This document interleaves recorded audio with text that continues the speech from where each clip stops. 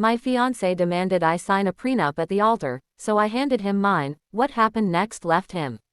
The wedding march played, and all eyes were on me. My dress flowed behind me like a river of ivory silk, and I could feel my heart pounding as I walked toward the man I thought I would spend forever with, Ethan, my fiancé. The hall was dazzling, filled with flowers, lights, and loved ones. I should have been overwhelmed with joy. But instead, the moment I reached the altar, Ethan's expression wasn't love, it was business.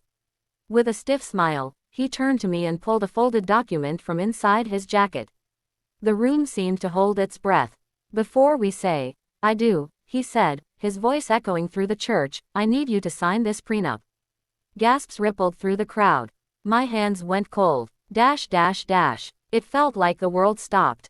For a second, I thought I had misheard. A prenup, at the altar, in front of everyone. Ethan, I whispered, my voice trembling, what is this? He looked at me with cold practicality. It's simple. It protects me. My parents insisted, and frankly, it's just smart.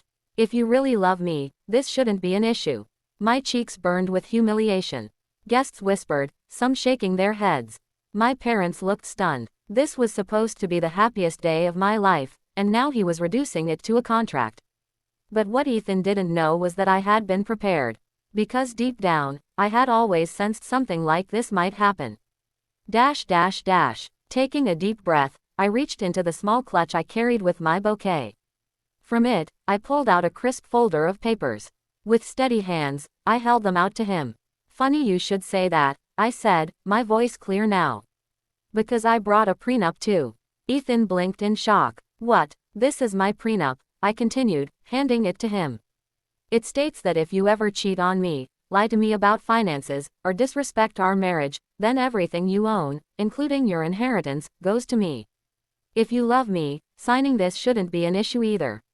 The crowd erupted in murmurs. Ethan's confident smirk faltered. He stared at the document in his hands, flipping through the pages. His jaw tightened, his knuckles white.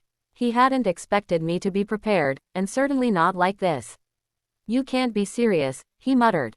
I looked him straight in the eye. Dead serious. You want to protect yourself.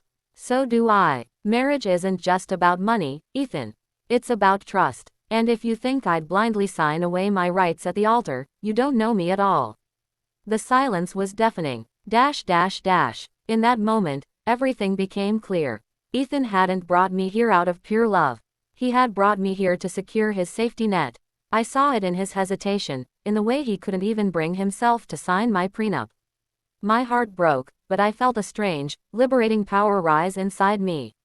I turned to the guests, my family, my friends, everyone who had witnessed the humiliation, and said, I came here to marry a man I thought respected me. But I will not marry someone who values control over commitment. With that, I placed my bouquet on the altar, lifted my dress, and walked away. The gasps followed me out of the church, but behind them came something else, applause. Not everyone clapped, but enough did to make me realize I wasn't walking away in shame. I was walking away in strength. That night, I cried. I won't pretend it was easy.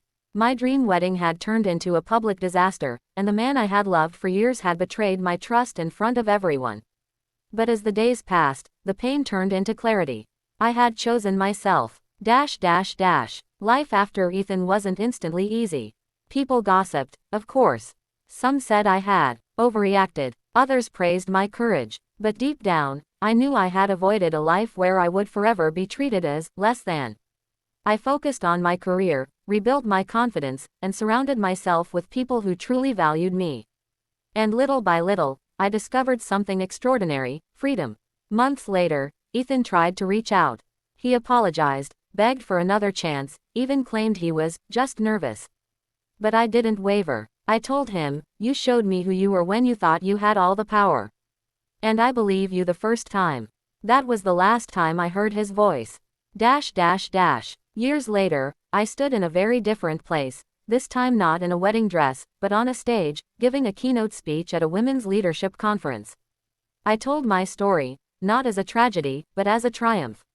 I spoke about the importance of self-respect, of knowing your worth, of never letting anyone reduce you to a signature on a piece of paper.